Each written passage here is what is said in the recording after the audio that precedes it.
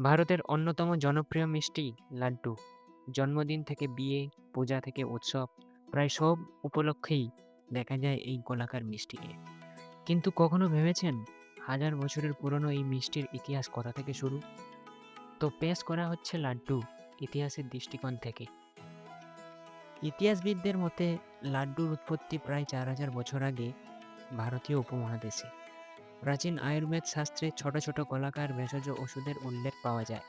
চিকিৎসকেরা বিভিন্ন ভেষজ ওষুধ, মধু ও ঘি মিশিয়ে ছোট বলের মতো তৈরি করতেন, যাতে রোগীরা সহজে খেতে পারেন। সময়ের সঙ্গে সঙ্গে সেই ভেষজ বল ধীরে ধীরে রূপ নেয় সুস্বাদু মিষ্টিতে। ময়দা, বেসন, তিল, নারকেল, গুড় ও চিনি দিয়ে তৈরি হতে থাকে নানা ধরনের লাড্ডু। রাজপ্রাসাদ থেকে সাধারণ মানুষের ঘর, সবখানেই জনপ্রিয় হয়ে ওঠে এই মিষ্টি। ভারতের বিভিন্ন অঞ্চলে লাড্ডুর রয়েছে অসংখ্য রূপ। উত্তর ভারতে বিখ্যাত বেসনের লাড্ডু, মহারাষ্ট্রে মতিচুর লাড্ডু, দক্ষিণ ভারতে রাভা লাড্ডু ও নারকেল লাড্ডু, আর বাংলায় নারকেল, গুড় ও তিলের লাড্ডু বিশেষ জনপ্রিয়।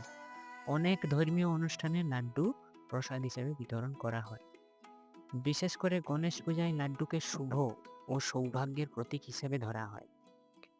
আজ লাড্ডু শুধু একটি মিষ্টি নয়, এটি ভারতীয় সংস্কৃতি, ঐতিহ্য ও আনন্দের প্রতীক। হাজার বছরের ইতিহাস পেরিয়ে এখনও প্রতিটি উৎসবকে আরও মধুর করে তুলছে এই ছোট্ট গোলাকার মিষ্টি। পরের বার যখন একটি লাড্ডু হাতে নেবেন, মনে রাখবেন আপনি শুধু একটি মিষ্টি নয়, বরং হাজার বছরের ঐতিহ্যের এক অংশ উপভোগ করছেন। ধন্যবাদ।